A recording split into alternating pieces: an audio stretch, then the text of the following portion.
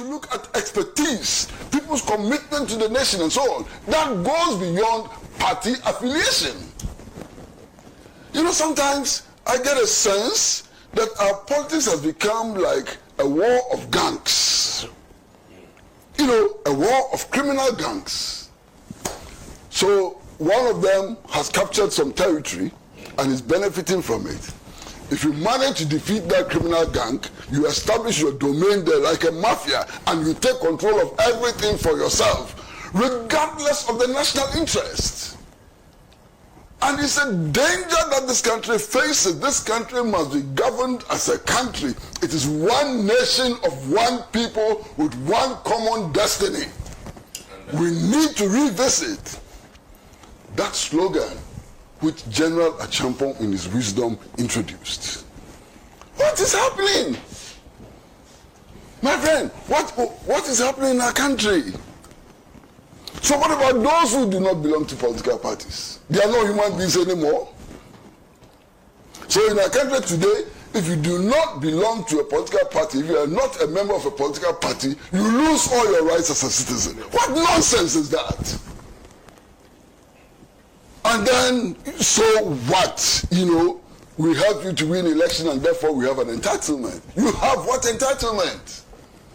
This country, and Senna, listen to me very, very well. We went to an election. We elected President John Mahama as the chief manager of the affairs of this country. We did not sell Ghana to him. Ghana does not belong to him. Ghana does not belong to the NDC. Ghana did not belong to the MPP, and Ghana would never belong to the CPP. What we do when we go for elections is that we elect managers, and they are supposed to manage this country on behalf of all the citizens of the country. If they fail to do that, they cease to qualify as governments. And we must approach this fight against Galamsey with the same vehemence and within the same principle and so on. That's the only way we can move forward. The only thing I can say about this is that I'm happy Kwesi Pratt didn't find opportunity and occasion to make this when Akufo-Addo was president. He didn't. Because it wasn't like that. Look at the vetting. Justice Sremsai, the Deputy Attorney General, he was awarded a scholarship by Akufo-Addo's Scholarship Secretariat. His NDC leanings were completely known. Very, very well known. Yet, when he applied for scholarship, he was assessed on the basis of his academic capabilities. And he was awarded a scholarship by Kingsley Agyemang Scholarship Secretariat under Akufo-Addo. His name was there. Everyone knew he was an NDC person. But it didn't matter. And that's why I'm excited about Akufo-Addo all the time. For whatever it is. Kwesi Pratt was not able to make this statement so passionately when Akufo-Addo was president. Of course, even though he makes a statement now and he sort of uses the same brush to paint all governments and say every government must do the right thing, which I agree. But when Akufo-Addo was president, you can talk about Galamsey, which would have been legitimate. But you cannot make this statement that Ghana is for him and he's taking Ghana upon himself and a criminal gang has come to operate. Because some people, when they come into power, they truly behave like a criminal gang.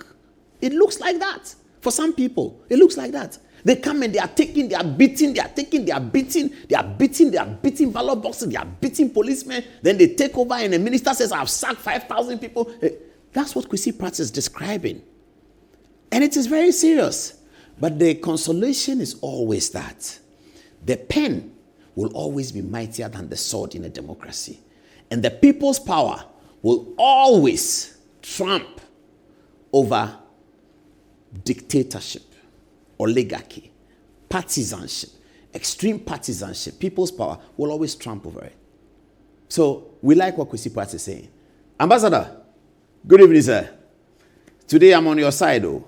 Today I'm on your side because the things that you have spoken, only people with such wisdom and profound experience can speak that kind of thing. Today I'm fully on your side. Thank you, sir. Thank you, our father. Thank you for making this statement.